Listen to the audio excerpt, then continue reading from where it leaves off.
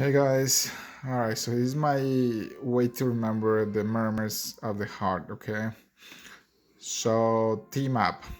I want you to commit that to memory. T map. So, as you can tell, T map. In the same way it goes, but this way it goes the opposite direction, which is T map, okay? And R goes before S. So, first row, you're gonna have all R's. Second row, you're gonna have just S in every single one of them, okay? Now you have two different categories. Okay, you have the systolic murmurs on one side, and you have the diastolic murmurs on the other side. Systolic, you have holosystolic, which is, as you can tell, is between S1 and S2. It's kind of remain consistent. The mid systolic, between S1 and S2, kind of goes and meet in the middle, kind of middle, and then decreases. It approaches S2. And the late systolic, which is basically from the middle, gets louder as it reaches S2. And the only exception to this T-map thing that I did is this one down here, which is the mitral valve prolapse. And I think that also applies to tricuspid valve prolapse, but you most likely hear more about the mitral valve prolapse. All right, so again, on one side you're gonna have this systolic, this four right here that you can tell. And on the other side you're gonna have the diastolic ones. Okay, so let me show you how I made this thing up. Okay, so so it goes again T map. Okay, and again we do it the same T, but this time it's gonna go the opposite direction. T map. First row, it's gonna be all R's, because in the alphabet R goes before S, so all R's. Second row is gonna have all S.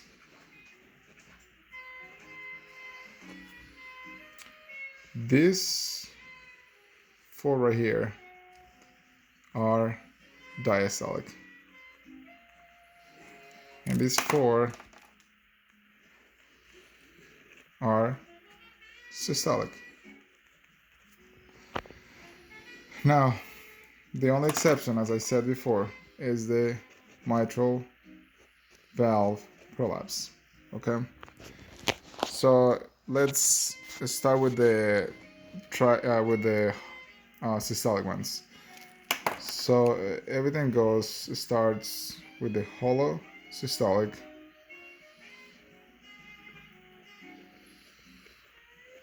and then goes to mid. Increases. This is increasing as it's going down, systolic, and then the late systolic. Okay. Now on this side, for the diastolic, you have the early diastolic, and you have the mid diastolic. Okay. So if you can come up with that, if you can organize it this way, you will definitely remember every single one of them. So again, holosystolic, tricuspid regurgitation, mitral regurgitation, as far as the systolic side. Now, aortic regurgitation and pulmonary regurgitation are going to be diastolic, because they are early diastolic murmurs. Mid-systolic, you're going to have pulmonary stenosis, aortic stenosis. Now, on the diastolic side, you're going to have mitral stenosis and tricuspid stenosis. And the only exception, again, the only exception is down here at the bottom, which is the late systolic, which is mitral valve prolapse and also the tricuspid valve prolapse. But like I said, most likely you're going to see the MVP as opposed to like tricuspid valve prolapse. That is the T-map, essentially. And again, if we go back to the earlier picture, if you want to know what hollow systolic and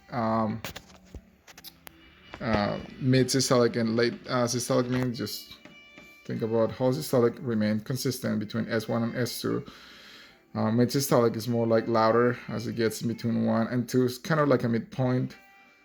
Late systolic, quiet at the beginning, but then it starts getting louder as reaching S2. And in the other side, which is the early systolic or mid systolic, you're gonna have S1 on this side and S2 on this side. So this thing is gonna be after S2, kind of get louder after S2, and eventually dissipates. And this one is the one that snapping sound is the one that involves the snapping sound. So it goes like this. I can make a video maybe give you more details about those ones, but essentially that is the T-map. I hope I hope this thing helps you.